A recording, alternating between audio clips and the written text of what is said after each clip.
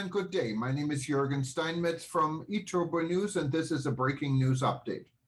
For more news updates and shows, please go to youtube.com/travel news group. youtube.com/travel news group. Here's our update. Aviation embarks on a decade of growth, but emissions may get in the way.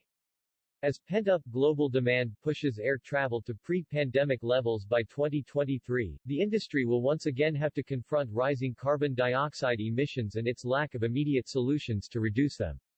After struggling with COVID for more than 2 years, the aviation industry is set to rebound, with the fleet growing 4% per annum over the next 10 years, according to the Global Fleet and MRO Forecast 2022 to 2032. But as pent-up global demand pushes air travel to pre-pandemic levels by 2023, the industry will once again have to confront rising carbon dioxide emissions and its lack of immediate solutions to reduce them. The widely anticipated report, now in its third decade, digs deep into commercial aircraft deliveries and inventories, as well as aerospace production, to provide a comprehensive view of the size and composition of the commercial fleet over the next decade. The outlook delineates growth both globally and from a regional perspective. Additionally, it analyzes the maintenance, repair, and overhaul services (MRO) that the fleet will require.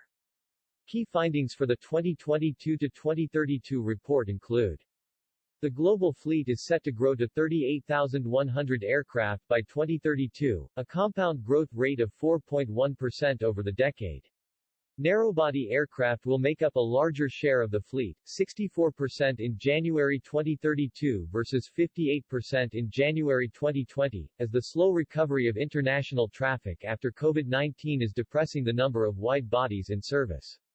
The fleet won't reach its pre-pandemic peak of almost 28,000 until the first half of 2023. The dedicated global cargo fleet grew 3% and conversions of passenger aircraft to freight carriers broke records, thanks to a double-digit expansion in demand with the COVID-related explosion in online shopping and the loss of cargo belly capacity.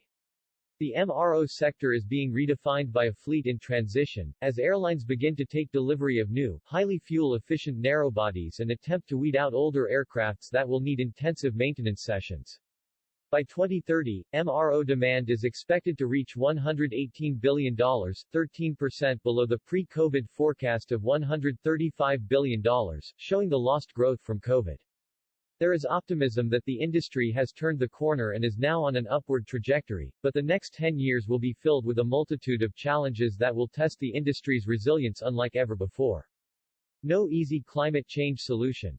Aviation accounted for about 2.3% of total carbon dioxide emissions in 2021, much less than road transport. But the ability to transition to electric vehicles over the next 10 years is likely to reduce road transport's share and push aviation's up, potentially increasing pressure on the industry. Aviation has no easy fix despite decades of increasing the fuel efficiency of aircraft. While research and development are underway on the use of hydrogen and electric engines as substitutes for conventional fossil fuel-powered aircraft, those revolutionary propulsion systems are at least 15 to 20 years away from commercial production.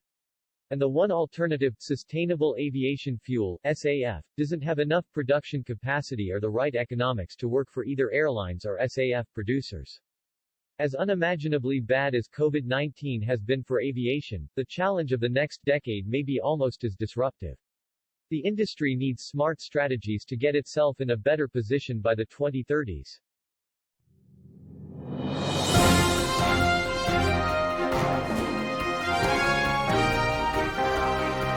Thank you for listening to our news update. There's more on youtube.com/travel news group. Or you can read us, of course, in going to our news portal at eTurboNews.com or travelnews.online.